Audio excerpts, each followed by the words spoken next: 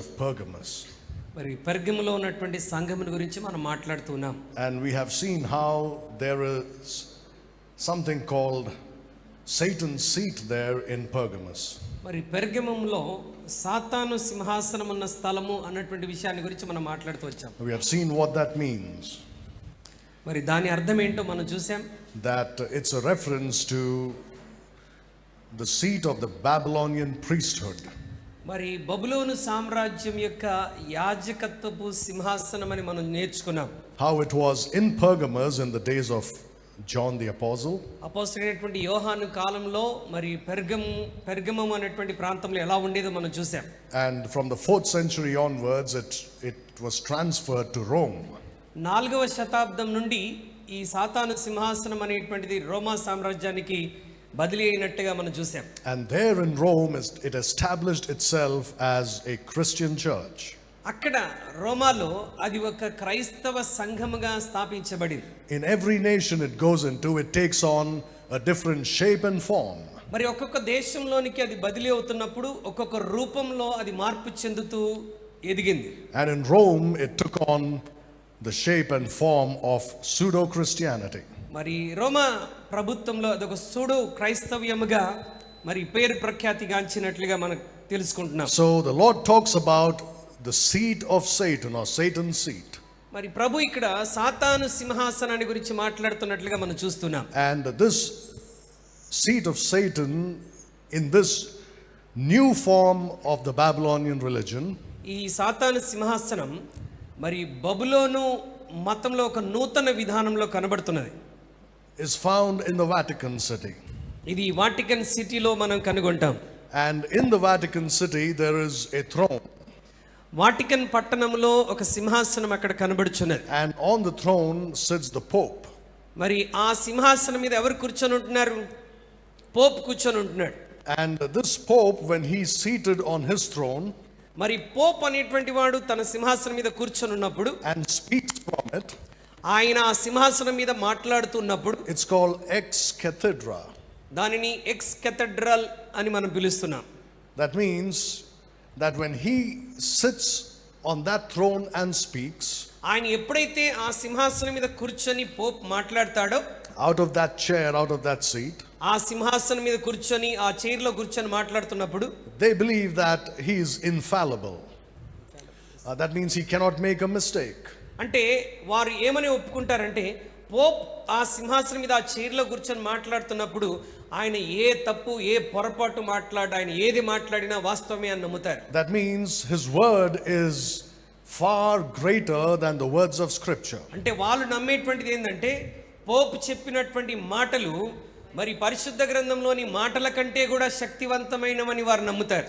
If he overrules something in the scriptures, it is overruled. ఒకవేళ వాక్యాన్ని అధిగమించి Pope ఏదైనా మాట్లాడారంటే అది ఖచ్చితమే వాస్తవమే అని వారు నమ్ముతారు. So you can understand the seat of Satan now. కనుక ఇప్పుడు ఈ కోణంలో మనం మాట్లాడుతుంటుండగా సాతాను సింహాసనం అంటే ఏంటో మీకు అర్థమైపోయి ఉండాలి. And most Christians still do not open their eyes to see how evil this religion is. ఇప్పటికీ అనేక మంది క్రైస్తవులు వారి నేత్రాలు వెలిగించుకోలేక ఇది ఎంత దుష్టత్వంతో నిండి ఉన్నటువంటిదో ప్రజలు గ్రహించలేకపోతూ ఉన్నారు. That if this religion is spoken of in the Bible itself, ఒకవేళ ఈ మతమును గురించి పరిశుద్ధ గ్రంథమైనటువంటి బైబిల్లోనే దేవుని వాక్యం మాట్లాడుతుంటే, and the Bible shows this religion as the enemy of true Christianity, మరి ఈ మతము పరిశుద్ధ గ్రంథం మనకు స్పష్టంగా తెలియజేస్తుంది నిజమైన క్రైస్తవ్యానికి అది శత్రువుగా ఉన్నటువంటిదని దేవుని వాక్యం తెలియజేస్తుంది. why is it that Christians don't see that? మరి ఎందుకు క్రైస్తవులు ఆ విషయాన్ని దేవుని వాక్యంలో నుండి And why don't they examine that religion to see the practices and doctrines that have come from them into true Christianity? ఆ మతంలోని పద్ధతులు సిద్ధాంతాలు ఆచారాలు అన్నీ కూడా నిజ క్రైస్తవ్యంలోనికి వారు ఏ విధంగా తీసుకుని వచ్చారో ప్రజలు గ్రహించలేని స్థితిలో ఉంటున్నారు. So they just go blindly, they just practice whatever is imposed on them in their churches. మరి సంఘాల్లో ఏ పద్ధతులైతే తీసుకొని వచ్చారో అవి వాక్యానుసారంగా ఉన్నాయో లేదో ఆలోచించకుండా అవగాహన చేసుకోకుండా వారు తీసుకొచ్చినటువంటి పద్ధతుల్లో నడిచిన క్రైస్తవులు కూడా కొనసాగుతూనే ఉన్నారు. If you examine very closely, ఒకవేళ మనం సన్నిహితంగా పరిశీలన చేస్తే you will see that many doctrines అనేకమైనటువంటి సిద్ధాంతాలు, and many practices అనేకమైనటువంటి పద్ధతులు, ఆచారాలు among born again Christians తిరిగి జన్మించినటువంటి క్రైస్తవుల మధ్య come straight from Mystery Babylon the Great, the mother of ఈ harlots. ఆచారాలు, పద్ధతులు ఇవన్నీ కూడా మరి బబులోను మర్మముగా పిలువబడుతున్నటువంటి మతంలో నుండి వచ్చినటువంటివే. And still they don't care about it. అయినప్పటికీ విశ్వాసులు అనేకులు దాన్ని పట్టించుకోవట్లేదు. If we try to show from the Bible, ఒకవేళ ఎవరైనా దైవజనులు వాక్యంలో నుండి ఇది సరైనది కాదు అని చూపిస్తూ ఉంటే they will say, who are you and what is... కొంతమంది ఏమంటారంటే మీరెవరు అలా చెప్పడానికి, అది మాకేం సంబంధం ఆ వాక్యం అని అంటూ ఉంటారు. They will say that that is your understanding of the Bible. మరి మీరు ఒకవేళ ఆ విధంగా బైబిల్ని అర్థం చేసుకుంటున్నారేమోనని చెప్పేటువంటి దైవజనులే వ్యతిరేకిస్తూ ఉంటారు. You see, if the Bible can be understood any way you want, ఒకవేళ దేవుని వాక్యం ఎవరికిష్టమైన రీతిలో వారు అర్థం చేసుకునేటట్లుంటే, then I would say that you can throw that book into the dustbin.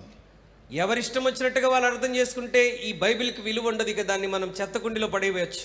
This Bible, if it is the final authority for faith and practice for the Christian, ఒకవేళ విశ్వాసానికి, విశ్వాస కార్యక్రమాలకు ఈ పరిశుద్ధ గ్రంథమైనటువంటి బైబిల్ మరి అదే పూర్తి అధికారాన్ని కలిగి ఉన్నట్లయితే, then it cannot teach two different things. రెండు రకాలుగా దేవుని వాక్యం ఎప్పుడు బోధించదండి. But you see, the thing that many Christians don't realize is how dangerous this book is.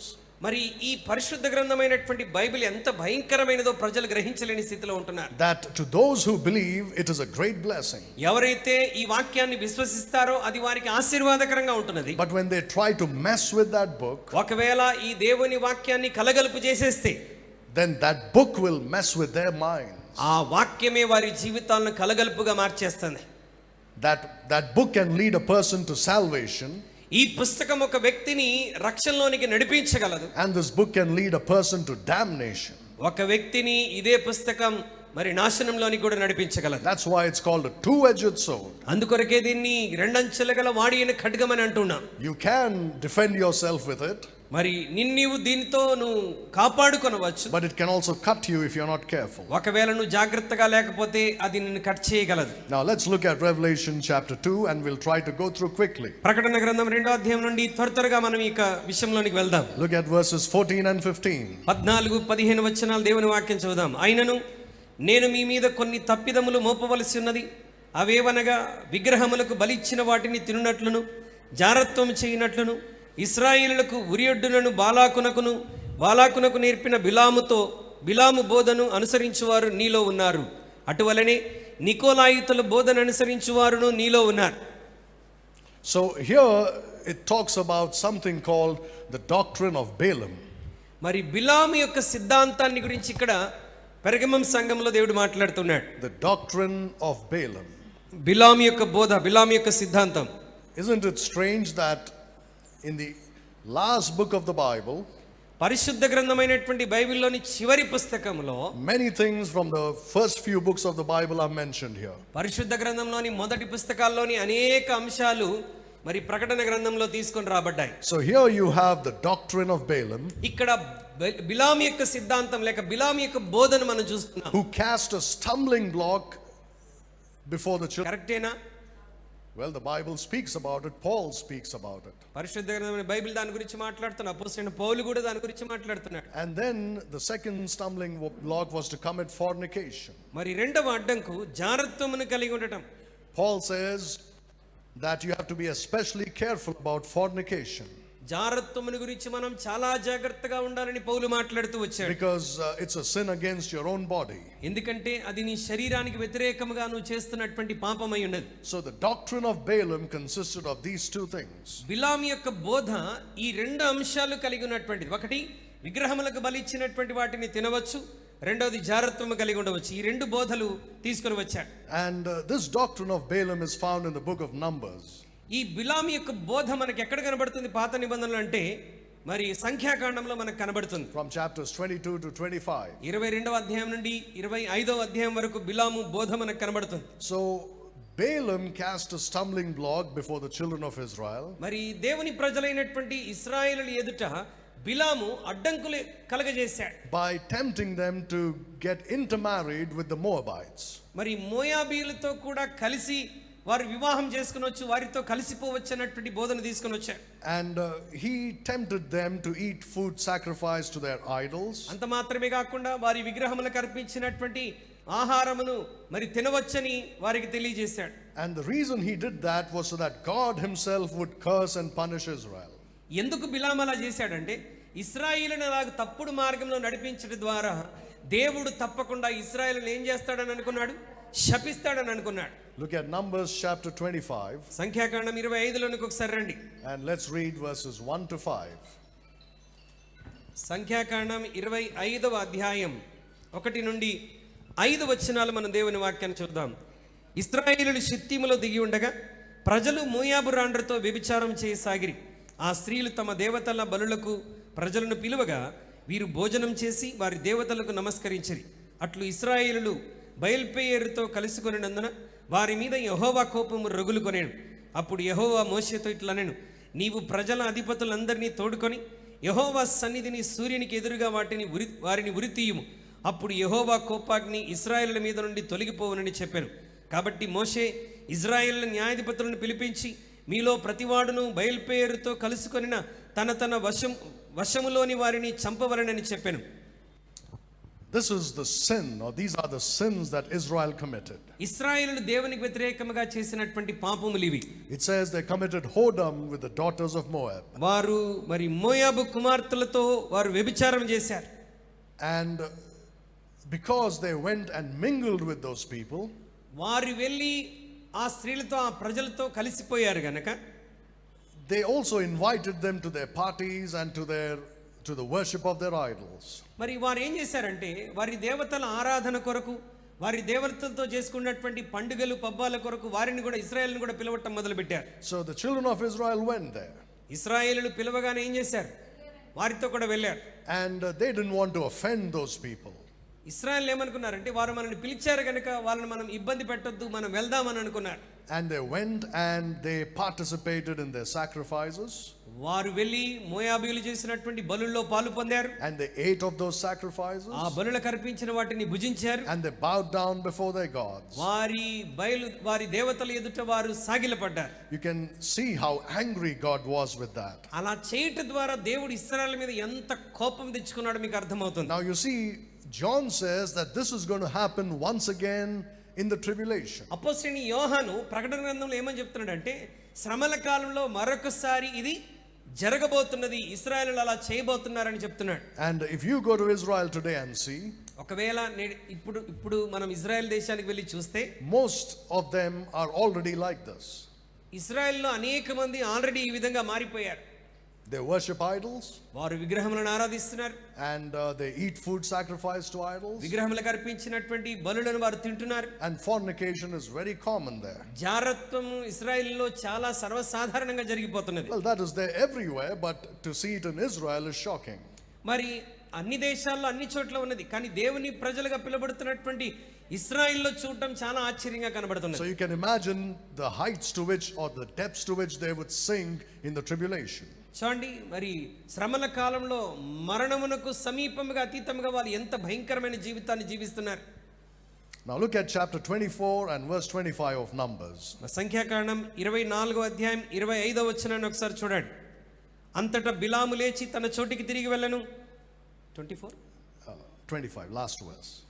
24వ అధ్యాయం 25వ వచనం. అంతటా బిలాము లేచి తన చోటికి తిరిగి వెళ్ళను, బాలాకును తన త్రోవను వెళ్ళెను. Now look at this. It says that before the children of Israel committed these sins in chapter 25, 25వ అధ్యాయంలో ఇశ్రాయేలీయులు దేవునికి వ్యతిరేకంగా పాపం చేయటానికంటే ముందు he left. He already went to his own place. ఆయన లేచి తన చోటికి వెళ్ళెను అని బైబిల్ చెప్తున్నది. That means if you look at that chapter, he has been prophesying by the Holy Ghost. మరి 24వ అధ్యాయంలో మనం చూసినట్లయితే ఆయన ఆత్మ సహాయము చేత ఆయన వీటిని ప్రవచిస్తూ వచ్చాడు. Right, chapters 23 and 24. 23, 24 అధ్యాయాల్లో ఇశ్రాయేలుల ఎదుట అతను ప్రవచిస్తూ వచ్చాడు. By whom did he prophesy? ఎవరి ద్వారా ప్రవచించాడు? Did he prophesy by an evil spirit or the Holy Spirit? ఆయన దురాత్మ ద్వారా ప్రవచించాడా, పరిశుద్ధాత్మ ద్వారా ప్రవచించాడా? Tell me. Sorry? You can answer. It's all right if you're wrong, you can answer. తప్పు చెప్పినా మీకు శిక్ష ఏమి ఉండదు, చెప్పొచ్చు.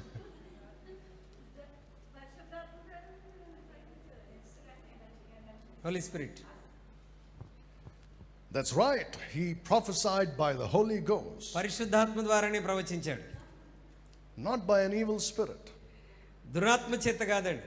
God put those words in his mouth, దేవుడే బిలాము నోటిలో ఆ మాటలు ఉంచాడు. and he gave one of the greatest prophecies about Jesus Christ. యేసుక్రీస్తుని గురించి ఒక అద్భుతమైనటువంటి ప్రవచనం కూడా ఆయన పలికాడు. Right, you can go back and read those chapters. మీరు ఇంటికి వెళ్ళిన తర్వాత 23, 24 అధ్యాయాలు చదవండి. Powerful prophecies. చాలా శక్తివంతమైనటువంటి ప్రవచనాలు. After he prophesied by the Holy Ghost, ఆయన పరిశుద్ధాత్మ చేత ఇశ్రాయేలులకు ప్రవచించిన తరువాత he taught Balak how to make the children of Israel to sin.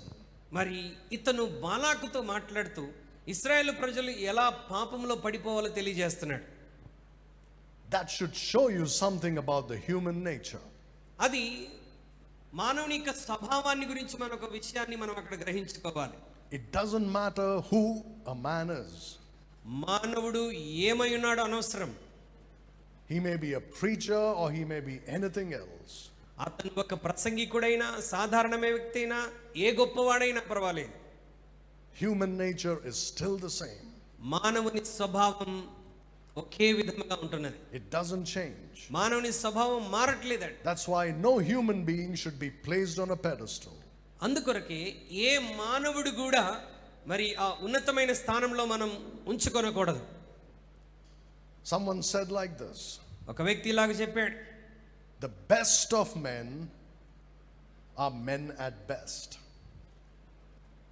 మరి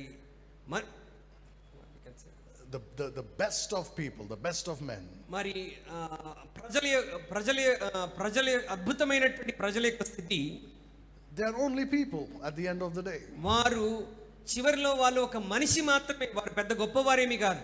No matter how excellent they may look like. మనిషిలోని గొప్పతనం ఏంటంటే మనిషే, అతను ఎంత అద్భుతంగా అయినా కనబడవచ్చు. Take for example the great prophet Daniel. మరి గొప్ప ప్రవక్త అయినటువంటి దానియేలు, God speaks of him as one of the most righteous men on the earth, along with Noah and the other person. Who was that? Noah and Daniel and Samuel. మరి దేవుడు దానియేలు గురించి చాలా గొప్పగా చెప్తాడు. నోవాహును లేకపోతే సమూయేలును లేకపోతే దానియేలు గురించి చాలా గొప్పగా దేవుడు మాట్లాడుతూ ఉంటాడు. వారిలో ఒకటిగా మాట్లాడతాడు. God himself gives a testimony about these men. దేవుడే ఈ మనుషుల గురించి అద్భుతమైనటువంటి సాక్ష్యం ఇస్తాడు. Even Job. యోబును గురించి కూడా. But you look at these men. అయితే ఈ వ్యక్తులను మనం గమనించినట్లయితే you will see that they are just men. వారి గురించి దేవుడు ఎంత గొప్పగా చెప్పినా వారు మనుషులు మాత్రమే. They are better than us, no doubt. వారు మనకంటే మంచి వాళ్ళే, దాంట్లో సందేహమేం లేదు. But they are still human beings. అయినప్పటికీ వారు కూడా ఎవరు? మనుషులే. They also have sin in them. వారు కూడా పాపపు స్వభావాన్ని కలిగినటువంటి వారు. The same way we have sin in us. మనము పాప స్వభావాన్ని ఎలా కలిగి ఉన్నామో వారు కూడా వారి పాప స్వభావాన్ని కలిగినటువంటి వారే. This great prophet Daniel, ఈ గొప్ప ప్రవక్తగా పిలువబడినటువంటి దానియేలు, allowed the king to worship him. మరి ఆ రాజు తన ఎదుట సాగిలపడినప్పుడు దానియేలు నిరాకరించలేదు. అతను సాగిలపడి నమస్కరిస్తున్నప్పుడు అంగీకరించాడు. That was worship. అది సాగిలపడి నమస్కరించడం అంటే అర్థం ఏంటి? దానియేలును రాజు ఆరాధిస్తున్నాడనే కదా అర్థం. In the Old Testament, that's how they worshipped. పాత నిబంధన కాలంలో భక్తులు ఎలా ఆరాధించేవారంటే సాగిలపడి నమస్కరించి ఆరాధించేవారు. So you can see that. చూడండి, గొప్ప భక్తులైనా సరే ప్రజలు వారి ఎదుట సాగిలపడినప్పుడు నిరాకరించలేదు. So Balaam, after he prophesied by the Holy Ghost, బిలాము పరిశుద్ధాత్మ చేత ఇశ్రాయేలుకు ప్రవచించిన తరువాత he went ahead and taught Balak how to make Israel sin. ఇశ్రాయేలు ఎలా పాపంలో పడిపోవాలో వెళ్ళి బాలాకుతో మాట్లాడాడు అనేక విషయాలు. Look at Numbers 31 and verse 16. సంఖ్యాకాండం 31:16 వచనం దయచేసి చూద్దాం. సంఖ్యాకాండం 31:16. ఇదిగో బిలాము మాటను బట్టి పేరు విషయంలో ఇశ్రాయేలుల చేత యెహోవా మీద తిరుగుబాటు చేయించిన వారు వీరు కారా? అందుచేత యెహోవా సమాజములో తెగులు పుట్టించి ఉండెను గదా. Through the counsel of Balaam, బిలాము యొక్క మాటలు ఆలోచనలను బట్టి to commit trespass against the Lord. మరి యెహోవా మీద తిరుగుబాటు చేసినట్లు వారిని నడిపించాడు. He actually gave that advice to Balak. మరి బిలాము ఇశ్రాయేలుల దేవునికి తిరుగుబాటు చేయగలుగునట్లుగా బాలాకుకు సలహాలు ఇచ్చాడు. Can you imagine that? ఒక్కసారి ఊహించుకోగలమా? You know, a lot of times this is what happens among Christians. చాలా సందర్భాల్లో క్రైస్తవుల మధ్య ఇలాగ జరుగుతూ ఉంటది. They elevate a preacher to a very great height. ఒక ప్రసంగికుణ్ణి ఎంత గొప్పగా పైకెత్తుతారంటే, and then suddenly some scandal breaks out. ఏదైనా ఒక భయంకరమైనటువంటి తప్పు జరిగినప్పుడు many people turn away from the Lord and go. ఆ గొప్ప దైవజనుడే పడిపోయినప్పుడు అతన్ని పైకి హెచ్చించినటువంటి వారందరూ దేవుని నుండి విశ్వాసం నుండి కూడా తొలగిపోయిన వారు చాలా మంది ఉన్నారు. Because their faith depended on him and not on the Bible and Jesus Christ. ఎందుకంటే వారి విశ్వాసం ఆ ప్రసంగికుడి మీద ఆధారపడి ఉన్నదే తప్ప దేవుని వాక్యం మీద దేవుని మీద ఆధారపడినట్లుగా లేదు. Look at verse 8 of that same chapter. 31వ అధ్యాయం 8వ వచనాన్ని ఒకసారి మనం చూద్దాం. చంపబడిన ఇతరులుగాక మిద్యాను రాజులు అనగా మిద్యాను 5 రాజులైన ఏవీని, రెకెమును, సూరును, హూరును, రేబాను చంపిరి. బెయేరు కుమారుడైన బిలామును ఖడ్గముతో చంపిరి. This prophet who prophesied about the birth of Jesus Christ, యేసుక్రీస్తు జననాన్ని గురించి ప్రవచించినటువంటి బిలాము ప్రవక్త, the one who prophesied about the star, remember, a star shall arise out of Jacob. మరి యాకోబులో నుండి నక్షత్రం వెలుస్తుందని ప్రవచించినటువంటి బిలాము, the same man who prophesied about the second coming of Jesus Christ, యేసుక్రీస్తు ప్రభువారి యొక్క రెండవ రాకడను గురించి కూడా ప్రవచించినటువంటి బిలాము was killed by the sword, ఖడ్గము చేత చంపబడ్డాడు. and that at the hands of the children of Israel. అది కూడా ఎవరి చేతంట? ఇజ్రాయేలుల చేతిలో, దేవుని బిడ్డలైనటువంటి ఇజ్రాయేలుల చేతిలో చంపబడ్డాడు. Because God commanded it, he wanted him dead. ఎందుకంటే బిలాము చంపబడాలని దేవుడు ఆజ్ఞాపించాడు గనక వారు అతన్ని ఖడ్గముతో చంపివేశారు. So this is the background. ఇది మరి మనం చదువుతున్నటువంటి లేఖన భాగానికి ఒక background. And God says to the children of to the church of Pergamos, పెర్గములో ఉన్నటువంటి సంఘముతో దేవుడు అంటున్నాడు, thou hast there them that hold the doctrine of Balaam. బిలాము యొక్క బోధనలను అనుసరించువారు నీలో ఉన్నారు. So we have seen that historically it took place in those days, in the Old Testament మరి times. పాత నిబంధన కాలంలో చారిత్రాత్మకంగా ఈ కార్యాలు జరిగినట్లుగా చూస్తున్నాం. And spiritually it took place in the church age in the Pergamos period. మరి ఆత్మీయంగా మాట్లాడుకుంటే సంఘ కాలంలో, మరి పెర్గములో ఉన్నటువంటి సంఘంలో ఈ కార్యాలు జరిగాయి. God says that you have there them that hold the doctrine of Balaam. బిలాము యొక్క బోధనను అనుసరించేటువంటి వారు మీలో ఉన్నారని పెర్గము సంఘముతో అన్నాడు. So this is the spiritual application. ఇది ఆత్మ సంబంధమైనటువంటి అన్వయింపు. The literal application will be here in the tribulation. మరి శ్రమల కాలంలో అన్వయింపు కూడా మనం అక్కడ చూస్తున్నాం. Literally this will happen once again. ఖచ్చితంగా అక్షరార్థంగా మరొకసారి ఇది ఎప్పుడు జరుగుతుంది అంటే శ్రమల కాలంలో జరుగుతుంది. But in the Pergamos church period, కానీ పెర్గము సంఘ కాలంలో it happened already. ఆల్రెడీ ఇలాగూ జరిగిపోయింది. And what exactly is that? అది ఖచ్చితంగా ఏమై ఉంటుంది? In the year 325 AD, 300 క్రీస్తు శకం 325వ సంవత్సరంలో in the Pergamos church period, Pergamum యొక్క సంఘ కాలంలో a king came to power whose name was Constantine. Constantine అనేటువంటి రాజు అధికారంలోనికి వచ్చాడు. He was a Roman emperor. ఆయన రోమా చక్రవర్తి. Sorry. And in 325 he conducted a council. క్రీస్తు శకం 325లో ఆయన ఒక కౌన్సిల్ ఏర్పాటు చేశాడు. What was this council? ఈ కౌన్సిల్ దేని గురించి ఏర్పాటు చేశాడు? It's called the Council of Nicaea. మరి నైసియా కౌన్సిల్ ని ఏర్పాటు చేశాడు. This was a meeting basically of all the bishops and priests and pastors of Christianity from all around the Western world. మరి పశ్చిమ దేశంలో ఉన్నటువంటి నలుమూలల్లో ఉన్నటువంటి యాజకులు, సేవకులు, పాస్టర్లు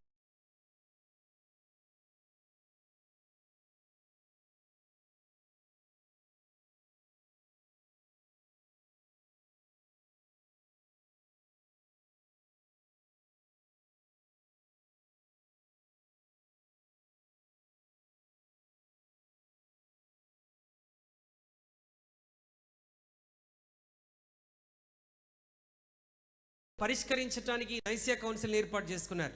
Right, like the doctrine of the Trinity or the doctrine of the deity of Christ. మరి త్రిత్వాన్ని గురించినటువంటి సిద్ధాంతం, లేకపోతే దేవుని యొక్క దైవత్వాన్ని గురించినటువంటి సిద్ధాంతాన్ని గురించి మాట్లాడుకోవడానికి. So they had all these debates and discussions to iron out all those wrinkles in those doctrines. వారు ఈ సిద్ధాంతాల్లో ఉన్నటువంటి ఇబ్బందులను, పొరపాట్లన్నీ తొలగించుకొని ఒక నిర్ణయానికి వచ్చినట్లుగా రకరకాల ఆలోచనలు చేశారు, డిబేట్లు చేశారు, వాదోపవాదనలు జరిగాయి. But what was the king's interest in this? Because he's the one who called for it. ఈ నైసియా కౌన్సిల్ కి సేవకులందరినీ పిలిచింది ఎవరు? కాన్స్టంటైన్. అసలు దీని విషయంలో ఆయనకున్నటువంటి ఆసక్తి ఏంటి? ఆయన ఎందుకు వారిని పిలిచాడు? Many Christians today call him a Christian emperor. చాలా మంది క్రైస్తవులు అయితే ఏమని పిలుస్తారంటే కాన్స్టంటైన్ చక్రవర్తి క్రైస్తవుడని చెప్తూ ఉంటారు. Why do they call him a Christian? ఎందుకు ఇతన్ని క్రైస్తవ చక్రవర్తి అని పిలుస్తూ ఉంటారు? Before he became the emperor of Rome, అతను రోమా సామ్రాజ్యానికి చక్రవర్తి అవక ముందు he was going to war against another faction in Rome. ఆయన రోమాలో ఉన్నటువంటి మరొక తెగతో యుద్ధానికి వెళ్ళినటువంటి వాడు. Right, with another group in Rome. రోమాలో ఉన్నటువంటి మరి ఒక గుంపు, మరి ఒక తెగతో యుద్ధానికి వెళ్ళాడు. Both the సామ్రాజ్యంలో ఈ రెండు గుంపులు ఒకరికి వ్యతిరేకంగా ఒకరు యుద్ధం చేస్తున్నారు. And when this man was ready to go to battle one day, ఈ కాన్స్టంటైన్ ఎప్పుడైతే యుద్ధానికి వెళ్ళటానికి సిద్ధపడ్డాడో, he says he heard a voice from heaven. ఇతను ఏమన్నాడంటే, నేను పరలోకం నుండి ఒక స్వరం విన్నాను, and I saw a cross in the sky. నేను ఆకాశంలో ఒక సిలువ చూశాను. And that voice said, in this sign conquer. మరి ఆకాశం నుండి ఆ సిలువ చూసినప్పుడు ఆ సిలువలో నుండి ఒక శబ్దం వచ్చింది, ఈ గుర్తు ద్వారా నువ్వు విజయాన్ని పొందుతావు అని చెప్పాడు. So he put the cross on all the clothes of his army, his soldiers, and on their shields and all that. వెంటనే కాన్స్టంటైన్ యుద్ధానికి వెళ్తున్నప్పుడు ఏం చేశాడు? సైనికుల వస్త్రాల మీద, వారు పట్టుకున్నటువంటి డాళ్ళన్నిటి మీద సిలువ గుర్తు వేశాడు. And he won the war. అంతేకాదు, అలా వెళ్ళి యుద్ధాన్ని కూడా గెలిచాడు. And he became the emperor. ఆ తర్వాత ఆయన చక్రవర్తి అయ్యాడు. And he said, I'm a Christian. ఆ తర్వాత ఏమని చెప్పుకున్నాడు? నేను క్రైస్తవుని అని చెప్పుకున్నాడు. Now tell me something. ఇప్పుడు చెప్పండి మీరు నాకు, in this church age, does anybody get saved like that? సంఘ కాలంలో ఆ విధముగా ఎవరైనా రక్షణలోనికి వచ్చే అవకాశం ఉందా? Why do you think today the cross is such a big symbol of Christianity? మరి నేటి దినాల్లో మరి క్రైస్తవులకు సిలువ అంత పెద్ద చిహ్నముగా, గుర్తుగా ఎందుకు ఏర్పాటు చేసుకుంటున్నాం? It's because of this. ఈయనను బట్టి. The cross of Christ is one thing, యేసుక్రీస్తు సిలువ వేరొక విషయం. but to make us an object and keep it in the house or somewhere else, it's not the Bible. యేసుక్రీస్తు సిలువ, ఆయన మోసినటువంటి సిలువ వేయబడిన సిలువ వేరు. కానీ నేటి దినాల్లో ప్రజలు ఒక ఆబ్జెక్ట్ని, ఒక సిలువ అనేటువంటి వస్తువును తయారు చేసుకొని మెడలోనో ఇంటిలోనో ఎక్కడెక్కడో పెట్టుకుంటా ఉన్నారు. It comes from the Roman Catholic Church, straight from there. ఈ పద్ధతి నేరుగా మనకి ఎక్కడి నుండి వచ్చింది అంటే రోమన్ కేథోలిక్ సంఘం నుండి. You see, this man Constantine never ever said, I believe in Jesus Christ as my savior. Constantine చక్రవర్తి తన జీవితంలో ఎప్పుడు కూడా నేను యేసుక్రీస్తునందు విశ్వాసం ఉంచుతున్నానన్న మాట చెప్పలేదు. Never. ఎప్పుడు చెప్పలేదండి. The reason why he called for this council, ఎందుకు సేవకులందరినీ ఈ నైసియా కౌన్సిల్ తను పిలిచాడంటే, to unite Christians. క్రైస్తవులందరినీ ఐక్యపరచడానికి. Why is he interested in their unity? క్రైస్తవుల ఐక్యతకి ఈయన అంత ఆసక్తి ఎందుకు చూపిస్తున్నాడు? Because if the kingdom should run peacefully, there should be unity. రాజ్యము సమాధానంగా ముందుకు నడిపించబడాలంటే ఏం కావాలి? ఐక్యత కావాలి. Now, the kingdom of Rome was no more క్రైస్తవులను ఏమాత్రం కూడా హింసించటం లేదు. But they said, okay, you can practice Christianity. వాళ్ళు ఏమని చెప్పారంటే, ఓకే మీరు క్రైస్తవ్యాన్ని చక్కగా అనుసరించుకొనవచ్చు. So there has to be unity among Christians. క్రైస్తవుల్లో ఐక్యత ఉండాలి. But then there also has to be unity among all subjects of his kingdom. మరి ఆయన రాజ్యంలో అన్ని విషయాల్లో కూడా వారు ఐక్యతను కలిగి ఉండాలని చెప్పాడు. How is this possible? ఇది ఎలా సాధ్యమవుతుంది చెప్పండి. The first one can be possible. మొట్టమొదటిది సాధ్యం అవ్వచ్చు, క్రైస్తవులందరూ ఐక్యతగా ఉండటం. How is it possible? ఎలా సాధ్యమవుతుంది? I have to make sure they all believe the same thing. మరి నేను ఏం చేయగలగాలంటే వారందరూ ఒకే విషయాన్ని నమ్మునట్లుగా చేయగలగాలి. So I'm going to make sure by rule that all Christians have the same doctrine. మరి క్రైస్తవులందరూ కూడా ఒకే విధమైనటువంటి సిద్ధాంతాన్ని కలిగి ఉంటున్నట్లుగా నేను పాలన తీసుకొని రావాలి. That means anybody who doesn't join that unity of Christians, ఒకవేళ ఎవరైనా ఈ క్రైస్తవ ఐక్యతను వెంబడించకపోతే, చేరకపోతే, they will be either kicked out of the kingdom or killed. వారు రాజ్యం నుండి బయటికన్నా వెలివేయబడాలి, లేదంటే వారిని చంపేయాలి. And that's what they did. They persecuted those little groups of Christians who refused to join this unity. ఈ వీరి ఐక్యతతో కలవటానికి వ్యతిరేకించినటువంటి అనేక మంది క్రైస్తవులను వారు నిర్దాక్షిణ్యంగా ఏం చేశారు? చంపివేశారు. If you don't want to join this unity, then you don't belong here. వాళ్ళు ఏమని చెప్పారంటే, ఈ ఐక్యతతో మీరు కలవటానికి ఇష్టపడకపోతే, ఈ గుంపుతో కలవకపోతే మీరు మాకు సంబంధించిన వారు కాదు. Second unity. రెండవ ఐక్యత, Well, I can by force make all Christians have the same doctrine. మరి బలవంతము చేత క్రైస్తవులందరూ కూడా ఒకే సిద్ధాంతాన్ని కలిగి ఉంటున్నట్లుగా నేను వారిని బలవంతం చేయొచ్చు. And in that way force this unity upon them. ఆ విధంగా బలవంతపు ఐక్యత నేను తీసుకొని రాగలను అనుకున్నాడు. But what about those who are not Christians in our kingdom? అయితే మన సామ్రాజ్యంలో మరి క్రైస్తవులు కాని వారి సంగతి ఏంటి? They worship their own gods. మరి వారందరూ, మిగతా వారందరూ వారి సొంత దేవుళ్ళు దేవతలను ఆరాధిస్తారు కదా. How can I unite Christians and pagans? మరి క్రైస్తవులను అన్యజనులను నేను ఎలా నా రాజ్యంలో ఐక్యపరచగలను? If I can bring one religion in my empire, నా సామ్రాజ్యంలో ఒకే మతాన్ని నేను తీసుకొని రాగలిగితే, then there will be unity. అప్పుడు తప్పకుండా నేను ఐక్యతను తీసుకొని రాగలను. But the problem is this. సమస్య ఏంటంటే, Which religion? ఏ మతాన్ని తీసుకురావాలి? If I get the Christian religion and make it the state religion, మరి క్రైస్తవ మతాన్ని తీసుకొని వచ్చి ఇదే మన దేశపు మతం అని నేను చెప్పానంటే, the pagans would be offended. అన్యజనులు ఇబ్బంది పడతారు. But if I make their religion the state religion, ఒకవేళ అన్యజనుల మతమే మన దేశానికి ఒక మతం అని నేను చెప్తే, the Christians will be offended. క్రైస్తవులు ఇబ్బంది పడతారు. Now the Christians are the fastest growing people in my kingdom. మరి ఇప్పుడు నా రాజ్యంలో క్రైస్తవులు చాలా త్వరితగతిని ఎదుగుతున్నటువంటి మతముగా ఉన్నారు కాబట్టి, So I have to show them little more favor. కాబట్టి అన్యజనుల కంటే నేను వారికి ఇంకొంచెం ఎక్కువ మరి ఇష్టాన్ని చూపించాలి. But I cannot neglect these others. అలా చేస్తూ నేను అన్యజనుల నిర్లక్ష్యం చేయలేను. So what did he do? మరి ఇప్పుడు ఈ కాన్స్టంటైన్ ఏం చేశాడు? He said, I'm going to create something which will be acceptable to everybody in my kingdom. నేను ఒక పద్ధతిని తీసుకొని రాబోతున్నాను. ఆ పద్ధతి నా సామ్రాజ్యంలో అటు క్రైస్తవులు అన్యజనులు అందరికీ అనుకూలంగా ఉండేటువంటి ఒక పద్ధతిని తీసుకొని రాబోతున్నాను. What he did was, he took the religion of the pagans and their practices. Constantine చేసిన పని ఏంటంటే, అన్యజనుల మతంలోని పద్ధతులను, ఆచారాలను తీసుకొని and mix them with the Christian faith. క్రైస్తవ్య విశ్వాసంతో ఏం చేశాడు? వాటిని కలిపేశాడు. And it is such a clever move of the devil. సాతానుడు ఎంత తెలివిగా ఈ కార్యాన్ని ముందుకు తీసుకుని వెళ్ళాడంటే, that of course for me to explain that to you will take many hours. అది నేను మీకు వివరించాలంటే కొన్ని గంటలు పడుతుంది. So I won't do that. అది నేను చేయలేను. So what I'll do is I'll just tell you briefly. కాబట్టి నేను ఏం చేస్తానంటే క్లుప్తంగా మీకు చెప్తాను అర్థమగునట్లుగా. There were some elements in the Christian faith క్రైస్తవ విశ్వాసంలో కొన్ని వస్తువులు which are also present in pagan religions. అవి అన్యజనుల్లో కూడా మరి వారి ఆచారంలో కూడా ఉన్నటువంటివే. I'll give you one example. ఉదాహరణకి,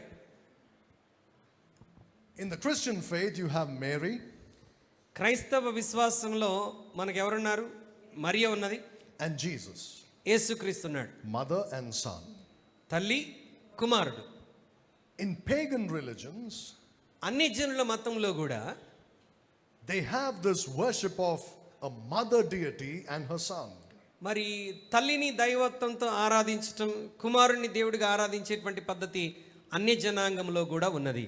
Till then, nobody looked at Mary as anything special. ఈయన ఈ పద్ధతి తీసుకొని వచ్చేంత వరకు ఎవరు కూడా మరియను ప్రత్యేకమైన వ్యక్తిగా చూడలేదు. But when he merged these two religions, ఎప్పుడైతే ఈ రెండు మతాలను కలిపేశాడో Mary became the mother of God. ఇప్పుడు మరి ఏమైపోయింది? దేవుడికి తల్లి అయిపోయింది. That's just one example. అదొక చిన్న ఉదాహరణ. He created a new religion. ఆయన ఒక నూతన విశ్వాసాన్ని ఆయన సృష్టించాడు. And this is called the Catholic religion. ఆ నూతన మతమే ఏంటంట? క్యాథలిక్ మతం. Catholic means universal. క్యాథలిక్ అన్న మాటకు అర్థం Universal religion, where everybody is included and nobody is left out. Universal అంటే అందరూ ఇమిడి ఉన్నారు, ఎవరు కూడా విడిచిపెట్టబడలేదని అర్థం. You remember there was an emperor here in India named Akbar. మరి మన దేశంలో కూడా ఒక చక్రవర్తి ఉండేటువంటి వాడు, అక్బర్ చక్రవర్తి. He created a religion called Din Ilahi. Din Ilahi. దిన్ ఇలాహి అన్నటువంటి మతాన్ని అక్బర్ చక్రవర్తి తీసుకొని వచ్చాడు.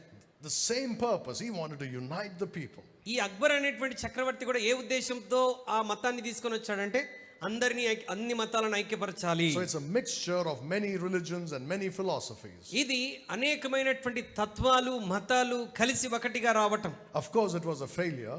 అయితే అక్బర్ ఆ విషయంలో విఫలమైపోయాడు. But Constantine didn't fail. కానీ రోమా చక్రవర్తి అయినటువంటి కాన్స్టంటైన్ మాత్రం ఆ విషయంలో విజయం పొందాడు. So the stumbling block started, when the Bible says that, there are some who hold the doctrine of Balaam.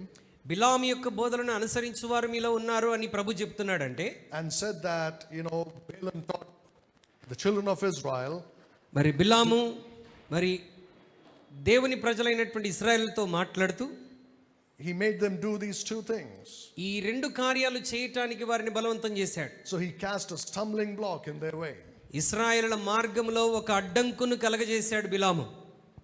And that would be a reference to what Constantine did in the church. మరి సంఘ కాలములో Constantine చేసిన దానికి అది ఒక సూచనగా, అదొక మార్గముగా కనబడుతున్నది. Now what he did was, when he created this religion, ఎప్పుడైతే కాన్స్టంటైన్ ఈ మతాన్ని సృష్టించాడో, he brought a union between not just all the religions, ఆయన అన్ని మతాల మధ్య ఐక్యతను తీసుకొని రావటం మాత్రమే కాదు కానీ, but he brought a union between church and state. సంఘానికి దేశానికి మధ్య కూడా ఒక యూనియన్ తీసుకొని వచ్చాడు. He said the religion of this empire will not exist outside the control of the government. మరి ప్రభుత్వానికి వెలుపట, ప్రభుత్వానికి అతీతముగా ఈ మతము పరిగణలోనికి రాదని చెప్పుకొచ్చాడు. This religion will be a state sponsored religion. ఈ మతము ప్రభుత్వము చేత సహకరించబడుతున్నటువంటి మతముగా గుర్తింపు పొందాలని చెప్పాడు. Ignorantly many Christians say this. అమాయకత్వంతో చాలా మంది క్రైస్తవులు ఇలా చెప్తూ ఉంటారు, Oh, that country is a Christian country. మరి అది క్రైస్తవ దేశము అని మనం అమాయకత్వంతో మాట్లాడుతుంటాం. Or this country is a Christian nation. ఈ దేశము క్రైస్తవ దేశం అని మనం చెప్తూ ఉంటాం. There is no such thing as a Christian nation on the earth. క్రైస్తవ దేశం అనేటువంటిది భూమి మీద ఏది లేదండి. It doesn't matter how many Christians live in that country. ఆ దేశంలో ఎంతమంది క్రైస్తవులు ఎంత పర్సంటేజ్ నివసిస్తున్నారు అన్నటువంటిది విషయం కాదు.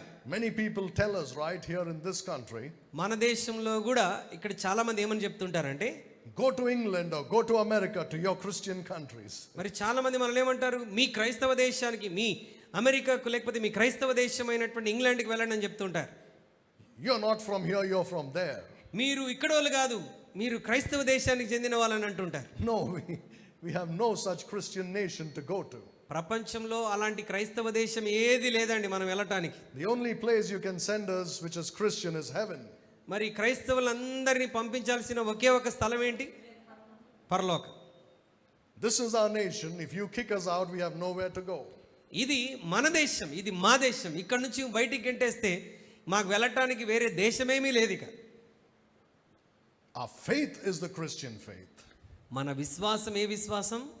క్రైస్తవ విశ్వాసం. But you see, when church and state come into union, మరి సంఘము అదేవిధంగా దేశము కలిసి ఐక్యతలోనికి వచ్చినప్పుడు that is imitating the Old Testament. అది పాత నిబంధనను అనుకరించేటువంటి పద్ధతి. Israel was a theocratic nation. మరి ఇశ్రాయేల్ దేశం మరి దేవునిచే పరిపాలించబడినటువంటి దేశం. That's the Old Testament. అది పాత నిబంధన గ్రంథం. And it will happen once again here in the millennial reign. మరలా దేవుడే నేరుగా రాజ్యాన్ని పరిపాలించేటువంటి దేశం ఎప్పుడు వస్తుంది? 1000 ఏళ్ల పరిపాలనలో వస్తుంది. అక్కడ రాజులు ఉండడు, దేవుడే పరిపాలిస్తాడు. When Jesus Christ comes to the earth and rules. యేసుక్రీస్తు ప్రభువారు భూమి మీదకి దిగి వచ్చి ఆయన పరిపాలన చేస్తున్నప్పుడు. But in this church age there is no such thing. అయితే సంఘ కాలంలో అలాంటి పరిపాలన ఏమీ లేదండి.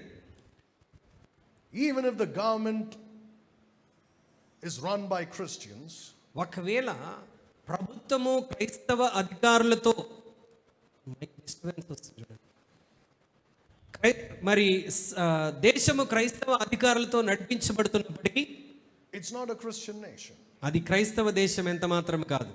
Christians may be there and there may be a majority in that country. మరి క్రైస్తవులు అధిక సంఖ్యలో ఆ దేశంలో ఉండవచ్చు. But still it doesn't become a Christian nation. అంత మాత్రాన అది క్రైస్తవ దేశముగా పిలువబడదు. So when Constantine made Christianity a part of the nation, మరి కాన్స్టంటైన్ క్రైస్తవ్యం అనేది దేశంలో ఒక భాగముగా అతను చేసినప్పుడు he put a stumbling block before the children of God. అతను దేవుడి ప్రజలైనటువంటి ఇశ్రాయేలు ఎదుట ఒక అడ్డంకును పెట్టాడు. The second thing that he got into the church, సంఘంలోనికి బిలాము తీసుకుని వచ్చినటువంటి మరొక విషయం ఏంటంటే, which Constantine got, మరి కాన్స్టంటైన్ తీసుకుని వచ్చినటువంటి రెండో విషయం is the celebration of the Mass. మరి mass celebration.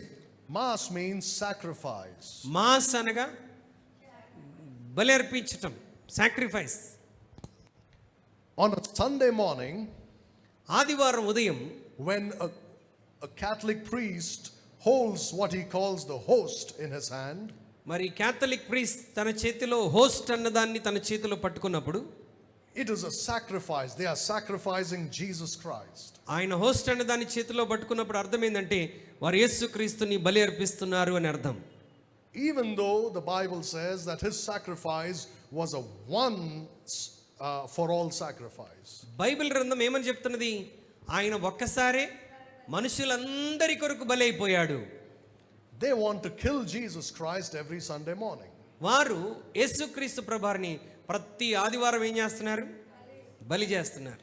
And they say, we are going, this, he has a wafer in his hand. He says, this is God. ఆయన చేతిలో ఒక wafer పట్టుకొని ఇది దేవుడు అని చెప్తూ వస్తాడు. They believe that. వారు దాన్ని నమ్ముతారు. Do you know that if that fermented liquor in a Catholic church falls down on the ground, ఒకవేళ ఆ యొక్క ఫర్మెంటెడ్ లిక్కర్ ద్రాక్షరసం ఒకవేళ గ్రౌండ్ మీద ఒక చుక్క పడిపోయింది అనుకోండి, that is alcohol, by the way, not like us, we drink grape juice. అది మనం గ్రేప్ జ్యూస్ తాగుతాం. వారు అక్షరాల ఆల్కహాల్ సేవిస్తారు. ఆ ఆల్కహాల్ ఒకవేళ కింద పడింది అనుకోండి, the priest has to kneel down there and lick it with his tongue. యాజకుడు కింద మోకరించి ఏం చేయాలి? కింద పడిన దాన్ని తన నాలుకతో నాకేయాలి. It is the blood of Jesus Christ. ఎందుకంటే అది వాళ్ళు దేనిగా గుర్తిస్తున్నారు? యేసుక్రీస్తు రక్తము. This is the sacrifice given to idols. ఈ బలి ఎవరికి ఇస్తారు?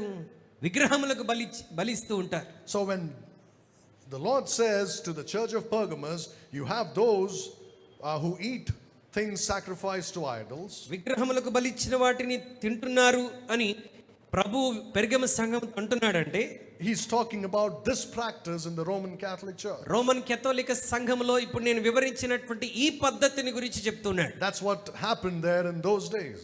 మరి ఆ దినాల్లో చరిత్రలో జరిగినటువంటి కార్యం అది. It started there and it's still continuing today. అది అక్కడ ఆరంభమైనటువంటిది నేటికిని కొనసాగుతూనే ఉన్నది. Now when the church and the Babylonian religion were wedded together, సంఘము బబులోను మతము రెండు మరి జతపరచబడినప్పుడు, right, when we spoke about the other religion in Rome, రోమాలో ఉన్నటువంటి ఇతర మతాల గురించి మనం మాట్లాడినప్పుడు we are talking about the Babylonian religion. మనము బబులోను మతమును గురించి మాట్లాడుతున్నాం. Remember we said that the Babylon, the seat of Satan, went from Pergamos to Rome. సాతాను యొక్క సింహాసనము పెర్గమం నుండి ఎక్కడికి వెళ్ళిందని చెప్పుకున్నాం? రోమ్లోనికి వెళ్ళిందని మనం చెప్పుకున్నాం. So he took that Babylonian religion and mixed it with Christianity. ఆ బబులోను మతాన్ని తీసుకుని వచ్చి ఏం చేశాడు? క్రైస్తవ్యంతో కలిపివేశాడు. And that is what? Fornication. అదేంటి అలా కలిపివేయటం ఏంటి అని అంటే జారత్వం. Spiritual fornication. ఆత్మ సంబంధమైనటువంటి జారత్వం. And they were eating food sacrificed to the idols in the Catholic Church. కథోలిక సంఘములో విగ్రహములకు అర్పించినటువంటి ఆహారాన్ని వారు తినటం మొదలుపెట్టారు. So when the church adopted these pagan practices, they also started venerating idols, started worshipping idols. ఈ యొక్క విగ్రహములకు బలర్పించిన వాటిని తినటమే కాదు, విగ్రహములను ఆరాధించేటువంటి అలవాటును కూడా ఆరంభించుకున్నారు. Now what Constantine did was, అయితే కాన్స్టంటైన్ ఏం చేశాడంటే the religious festivals of the pagans, అన్యజనుల మరి యొక్క పండుగలు he brought into the church. అన్యజనుల మతానికి సంబంధించినటువంటి పండుగలన్నీ ఎక్కడ తీసుకొచ్చాడు? క్రైస్తవ సంఘంలోనికి తీసుకొని వచ్చాడు. And he just mixed them with the Christian faith. క్రైస్తవ విశ్వాసంతో వాటిని ఏం చేశాడు? కలిపేశాడు. Now let me quickly show you two more things about Balaam. బిలాముని గురించి ఇంకొక రెండు విషయాలు నేను చూపిస్తాను. Look at 2 Peter chapter 2 and verse 15. 2 పేతురు 2వ అధ్యాయం 15వ వచనం. తిన్నని మార్గమును విడిచి బేరు కుమారుడైన బిలాము పోయిన మార్గమును బట్టి త్రోవ తప్పిపోయిరి. ఆ బిలాము దుర్నీతి వలన కలుగు బహుమానమును ప్రేమించెను. So there is something called not only the doctrine of Balaam, బిలాము యొక్క సిద్ధాంతం మాత్రమే కాదు గాని there is the way of Balaam. బిలాము యొక్క మార్గం, బిలాము పోయిన మార్గము అని ఇంకోటి ఉన్నది. What is this way of Balaam? బిలాము వెళ్ళినటువంటి మార్గము ఏంటి? It's very clear there. ఇక్కడ చాలా స్పష్టంగా ఉన్నది. The way of Balaam is to forsake the right way. బిలాము యొక్క మార్గం ఏంటంటే తిన్నని మార్గాన్ని విడిచిపెట్టి and go astray from the word of God, దేవుని వాక్యం నుండి తప్పిపోయి and go astray from the truth, సత్యము నుండి తప్పిపోయి and go into a false religion, మరి అబద్ధపు మతములోనికి దిగిపోవటం, which have forsaken the right way and are gone astray, తిన్నని మార్గముని విడిచి త్రోవ తప్పిపోయిరి అని అంటున్నాడు. following the way of Balaam. అంటే బిలాము యొక్క త్రోవను అనుసరిస్తూ వచ్చారు. When did Christianity go astray? క్రైస్తవ్యము ఎప్పుడు త్రోవ తప్పిపోయిందండి? In the 4th century, when Constantine mixed paganism and Christianity. 4వ శతాబ్దంలో కాన్స్టంటైన్ చక్రవర్తి మరి క్రైస్తవ్యాన్ని అన్య జనాంగముతో కలిపివేసినప్పుడు. Now let me show you one more thing. మరొక విషయాన్ని చూపిస్తాను. Look at Jude. మరి యూదా పత్రికలోనికి ఒకసారి రండి. Jude verse 11. యూదా పత్రిక 11వ వచనం. అయ్యో వారికి శ్రమ, వారు కయీను నడిచిన మార్గమును నడిచిరి, బహుమానం పొందవలనని బిలాము నడిచిన తప్పు త్రోవలో ఆతురముగా పరిగెత్తి కొరాహు చేసినట్టు తిరస్కారం చేసి నశించిరి. So there is the error of Balaam. బిలాము యొక్క తప్పిదం ఇక్కడ మనకు కనబడుతున్నది. The error is to go into a wrong way. బిలాము చేసిన పని ఏంటంటే తప్పు త్రోవలోనికి పరిగెత్తటం. For money. దేని కొరకు తప్పుడు త్రోవలోనికి వెళ్ళాడు? ధనము కొరకు. He loved the wages of unrighteousness. మరి అనీతితో కూడినటువంటి ఆ యొక్క ధనమును ప్రేమించాడు. And that's what Christianity became in those days.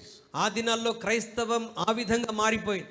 When Constantine said, okay, Christianity is going to be the state religion, Constantine ఎప్పుడైతే క్రైస్తవ్యం దేశపు మతముగా పిలువబడుతుందని చెప్పాడో, he said the bishop of Rome Rome యొక్క bishop is now going to be a pope, like a king over all the bishops. Rome యొక్క bishop మరి ఆయన రాజ్యం అంతటి మీద పోప్గా ఉంటాడు, అధికారిగా ఉంటాడు.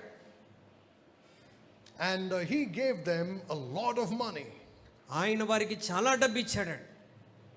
In the kingdom previously there used to be something called cathedrals. ఆ రోమ సామ్రాజ్యంలో cathedrals అని ఇంతకుముందు పిలువబడేటువంటివి. Those cathedrals were pagan idol houses. ఈ cathedrals అంటే ఏంటంటే మరి అన్య జనుల యొక్క విగ్రహముల గృహాలవి. And Constantine said the Christians will take these. మరి కాన్స్టంటైన్ అన్నాడు ఈ అన్య జనుల విగ్రహముల గృహాలన్నీ క్రైస్తవులు తీసుకుంటారని చెప్పాడు. And they made them into church buildings. ఆ క్రైస్తవ విగ్రహముల గృహాలను ఎలా మార్చేశారు? చర్చిలుగా మార్చేశారు. And he said the pastor will not be a simple looking man anymore. మరి ఇక మీదట పాస్టర్ గారు ఏదో సాధారణంగా అందరికిలాగా కనబడేటట్టుగా ఉండకూడదు. He has to wear those robes. ఆయన ఒక ప్రత్యేకమైనటువంటి అంగీని ధరించాలి. And he must wear a crown. ఆయన కిరీటాన్ని కూడా పెట్టుకోవాలి. Because he is a small king by himself. ఎందుకంటే ఆయన తనకు తానే ఒక చిన్న రాజు. And he would wear all sorts of jewelry. ఆయన మరి దానికి సంబంధించినటువంటి ఆభరణాలన్నీ ధరించుకోవాలి. And in those cathedrals they had these stage, right, where what we call stage today. ఈ cathedrals లో మరి స్టేజీలు కూడా ఉండేవి. And there the idols used to be there. ఆ స్టేజీ మీద ఈ విగ్రహాలన్నీ పెట్టేటువంటి వారు. And people had to go there and worship. ప్రజలు అక్కడికి వెళ్ళి ఏం చేయాలి? ఆ విగ్రహములను ఆరాధించాలి. There they put up a cross. అక్కడ విగ్రహముల స్థలంలో ఏం పెట్టారు? సిలువ పెట్టేశారు. They put the statue of Peter. మరి పేతురు యొక్క విగ్రహం పెట్టారు. Statue of Mary and Jesus. Mariya యేసుక్రీస్తు ప్రభువుల విగ్రహాలను పెట్టేశారు. And the priest would sit on that stage. It used to be very high. మరి యాజకుడు కూర్చునేటువంటి ఆ చైర్ కూడా చాలా హైట్ లో ఉండేది. Churches still follow that right today. నేటి దినాల్లో కూడా అనేక సంఘాలు ఆ పద్ధతిని అనుసరిస్తున్నాయి.